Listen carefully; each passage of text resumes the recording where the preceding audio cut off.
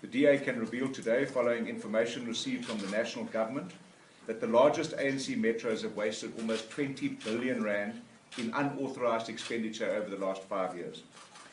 This unauthorised wastage has been in unauthorised expenditure, irregular expenditure and wasteful expenditure.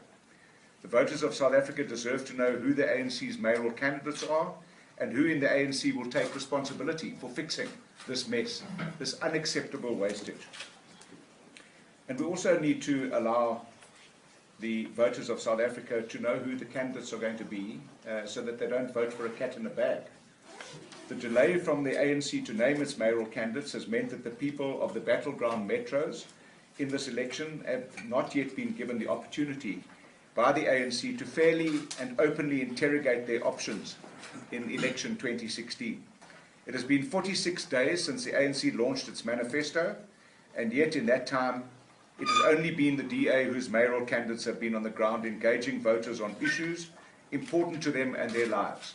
I personally have been on the ground since September last year, campaigning as the mayoral candidate, and on Sunday evening in Nelson Mandela Bay, we had a battleground debate without the mayoral candidate of the ANC, because no one knows who it is, and neither was the mayor there. So nobody takes responsibility or accountability. So Nelson Mandela Bay, it's no coincidence that the ANC are below 50% in that metro. So they are going to lose in Nelson Mandela Bay, and the DA is going to win that metro. You say, why not a two-horse race, and why we're not considering the EFF? We're not here to speak for the EFF.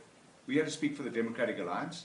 I heard the EFF at their manifesto launch saying that it's a two-horse race between themselves and the ANC. The DA has been in this for a long time. We've spent a lot of time in opposition preparing ourselves to govern.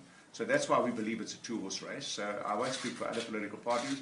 And as for race in the Western Cape, come on. Surely you understand that we are a constitutional state. We have a Bill of Rights. We've come out of apartheid. The DA has made a definitive stance about racism. Every single public representative and candidate has signed a non-racism pledge. Every single person who signs up as a DA member signs that pledge. I think that's a worn-out cliche about the Western Cape being a racist province. I can show you some racist provinces all the time. Racist statements being made by political leaders of all persuasions in South Africa. The DA's leading party is the leading party with regard to being a party for all South Africans, where race doesn't define which political party you belong to. They block applications to hold marches. They block political engagement.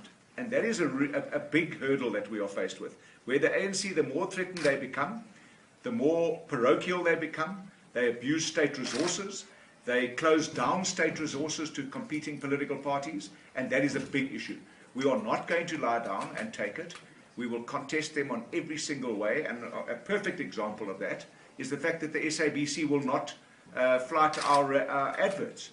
The election campaign has started. It was declared on the 23rd of May by Desmond van Rooyen, and it's been gazetted, but they won't fly to our adverts. So that is a subtle kind of undermining of democratic activity.